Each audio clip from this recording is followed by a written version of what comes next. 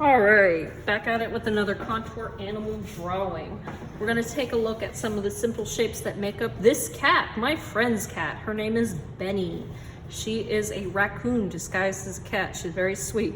I'm not as good at drawing cats as I am dogs, but the same principles can apply. I can break her down into more simple shapes and then really take a look at the details of my picture and change those shapes to fit her form. Now, Benny's body is showing up more in this picture than Duncan's was in his picture, so I'm gonna have to incorporate some of those things too. I'm using pink to start with. These are for my simple shapes that would probably get erased when I connect anything, and then I'm using blue to go over where my permanent lines would be. So I'm gonna come in. Benny's kind of pictured about midway through the frame. Her head's kind of here, and she's tilting it a little bit. So I'm going to start with a smaller oval. Cats are made up of very different shapes than dogs. And again, her head's not perfectly ovular. Her ears may not be quite as pointed, but it's a good placeholder. Her chest kind of comes down in this swoosh motion. And because of the way the picture is taken and the angle, I'm not going to see all of her legs. I'm actually going to see some very short previews of her legs, foreshortening. So I'm going to draw those in. Right now it looks very silly, but I promise you it won't later. Her butt is kind of hanging out back in here, and it comes and curves in under that white portion of her chest. And her tail is actually in the frame too. It's coming up behind here into here. So it looks like a cat looking up at you. She's got a little snout sticking out here. So I'm going to draw that shape in too. Cats aren't flat-faced. And her eyes, again, when you figure out where things go, her nose is like this little triangle in the middle. You can figure out where everything else goes. So her eyes should kind of line up with that nose. They're midway down through the face because we're kind of looking down on her, and she's sort of looking up at the camera, but also kind of not. And I gotta make sure I get the angles of her eyes right. She's a key cat. And again, if you want to just use very simple circles for this sort of thing, keep in mind animals don't necessarily have completely round shaped eyes. They have round eyeballs, but the shape of their eyes may be a little different. Now it's time to come in and do some of the details that I noticed. I noticed that her cheeks are kind of poofed out, like she's curious. So I'm going to show that with my blue lines and show where her mouth is. She's got a very tiny chin, especially compared to Duncan. So I'm gonna line that in there. She's kind of a curved shape. And she's got a much more drastic curve up in here that shows where she's extending her neck. So I'm gonna show that in there. And some of my lines, I'm kind of doing scribbly and messy because she's fuzzy. She has texture to her. I can use those dotted lines where her whiskers are, to show where they're going back in space. Whiskers are probably the last thing I'll add though, just because they're white and I can add those last. It shows up better. Her nose isn't perfectly triangular. It kind of has these little slits that go up to it, and she's actually got a birthmark on her nose that my friend Liz loves to kiss. And her nose kind of fits in to those little cheek poofs. And the edge comes around here. There we go. Darken that up. And as I'm coming up the edge of her nose, there's a very faint line here that shows where the bridge of it is, and it almost connects to her eye. So I'm going to come in and start to do Benny's eyes.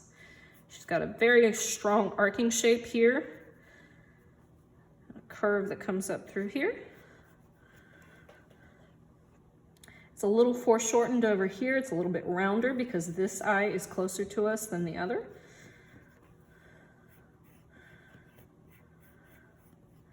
Again, kind of almond shaped.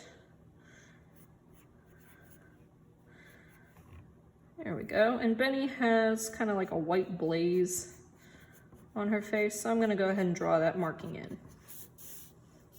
It kind of comes down over here. She's gray up top. Now I'm going to come into the ear, make it connect to the head a little bit smoother Some of those small lines are very important, and her ears aren't really pointed, they're rounded. So I'm gonna turn it into a rounded triangle.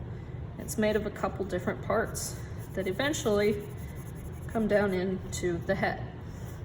And her ear is pointing this way. There's actually a second part to it.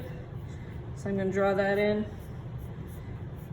draw that bump, and I'm kind of following the lines with, I actually brought that down too far. Whoopsie daisy. Let's see if I can erase that. This is what I get for talking and drawing at the same time. Again, you guys are gonna be doing this in pencil. I'm doing this in colored pencil so you can see the differences between my sketches and between my final lines. Her head isn't perfectly round. Again, it's got a little bit of a dip to it, but not quite as drastic as Duncan's. And I actually need to draw in where her head comes down over here and meets her face. Now I can come in, I'm taking a look at my image, and her chest doesn't actually start until right about here on the image. So I'm gonna bring this line over, and that's gonna affect where I move my feet too. I'm gonna bring this up and around, and where her body changes colors, there's a little bit of like more drastic fur. So I'm gonna move her feet over. So not only do they match where her chest is, I can show a little more detail. I'm gonna add those toes in, curved lines. This one's really in shadow, so there's not a whole lot of detail to it. She's kind of on a weird angle, but I wanna make sure the legs are pretty much the same length. And following the curve that I just drew for her chest, I can come up and put in her butt. Sketch that in. Don't really have to do a lot of detail. The closer something is to us, the less detailed it is. And I might add a little bit more for the rest of her body. There's a little highlight in the picture showing on top of her gray fur that's coming down in through here. Let's see. Ah, she needs her pupils. There we go. Here's Benny's irises, which are a very pretty yellow-green.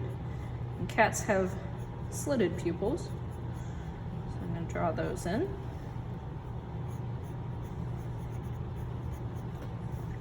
And of course the tail. The tail is really blurry. Things to keep in mind about animal tails, guys, they're thicker the closer they get to the body. They thin out or taper a little bit as they get farther away. And we can assume the rest of Benny's body swings away around here. If you need to make a detail adjustment, you can. I should really have her fur showing where the edge of her ear is. Same thing in here. I can go inside and show where some of those are sticking out and where the inside of that is. And now I'm ready to outline. Cool. You didn't get to see those feet. Sorry.